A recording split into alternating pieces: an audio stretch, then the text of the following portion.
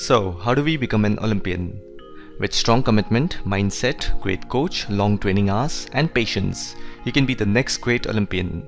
These are the basic traits. However, there is more that meets the eye.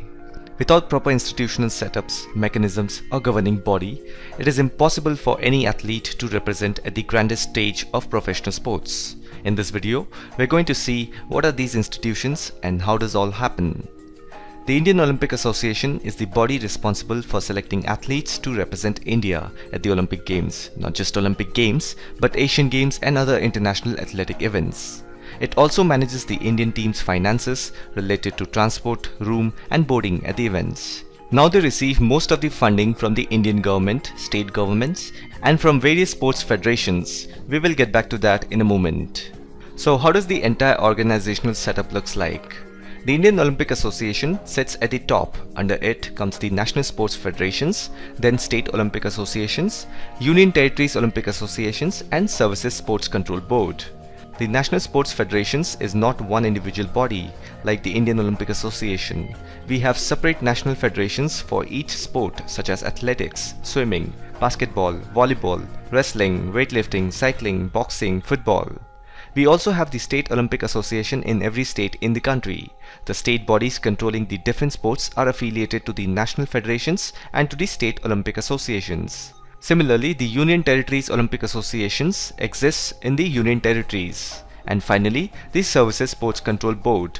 Its aim is to conduct inter-services sports championship to select and train sportsmen in services like the Army, Navy and all other paramilitary forces. Now, if you're a sports person, you'll have to first register yourself with the National Federation of that particular sport in which you are good at. For example, say you are interested in athletics. Hence, you go to the Athletic Federation of India, register yourself and wait for any of the events to come up, and then you participate in that event. Before every event, the qualifying standards for each athletic event is released. The athletes who finishes within the time get selected. And suppose you get selected, you will then represent your state for the national games. And there, if you do well, finally you get recognized by the Indian Olympic Association. And that's when you become a part of the national team.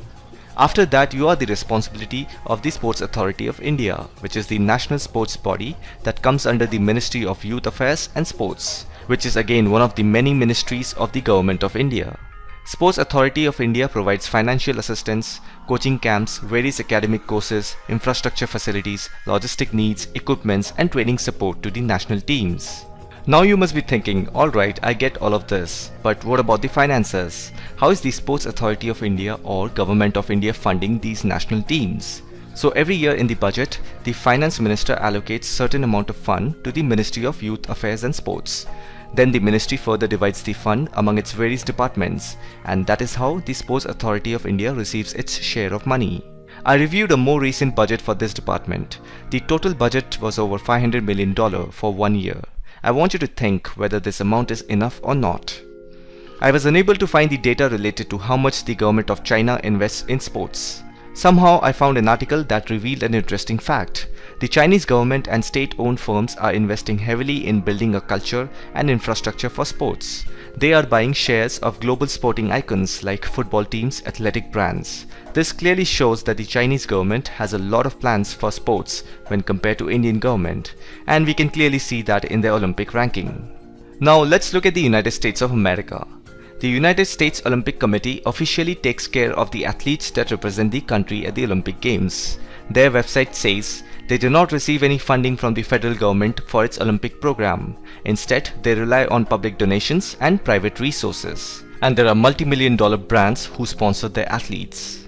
Now that I have given you example of two countries that have totally different approach towards sports, there is no doubt about the fact that India needs more funding, and if you have seen any of the Indian athlete in Rio, they have private sponsors backing them up along with the permanent government support.